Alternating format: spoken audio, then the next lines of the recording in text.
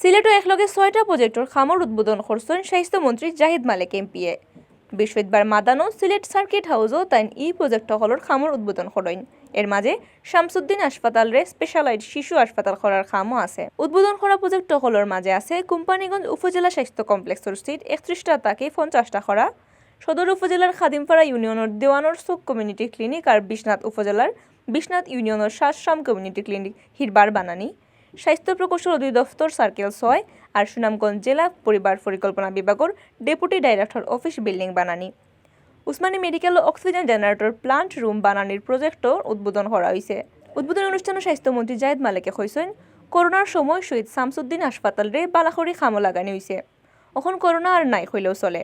এর লাগি হাসপাতালরে এখন স্পেশালাইজড শিশু হাসপাতাল করার খাম আতো লওয়া হয়েছে। খুব জলদি এই খাম শেষ হইব। স্বাস্থ্যমন্ত্রী আরও কইছেন, সিলেটের জেলা পর্যায়ে ডাক্তারের মান বালা, কিন্তু উপজেলা লেভেলও মান আরও বাড়ানি দরকার।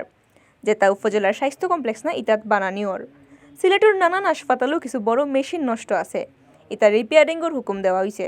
এই সময় স্বাস্থ্যমন্ত্রীর লগে আসলা সিলেট মেডিকেল ভার্সিটির ভাইস চ্যান্সেলর ডাক্তার এনায়েত হোসেন, স্বাস্থ্য অধিদপ্তরের ডিজি আবুল বাশার মোহাম্মদ খুরশিদ আলম, উসমানী মেডিকেলের ডাইরেক্টর ব্রিগেডিয়ার জেনারেল ডাক্তার মাহবুবুর রহমান বুইয়া সহারে আরও বড় বড় ডাক্তার আর সরকারি অফিসার রহল। এখন তো করোনা কমে গেছে, খুব একটা নাই বলতে গেলে একটু নাই। আমরা ওই হাসপাতালটি যে উদ্দেশ্যে করা হয়েছে, অর্থাৎ শিশু হাসপাতাল, মা ও শিশু হাসপাতাল হিসেবে, সেই ব্যবস্থা এখন আমরা আবারও হাতে নিয়েছি। আমরা আশা করি আমরা স্বল্প সময়ের মধ্যেই ওটাকে আবারও চালু করার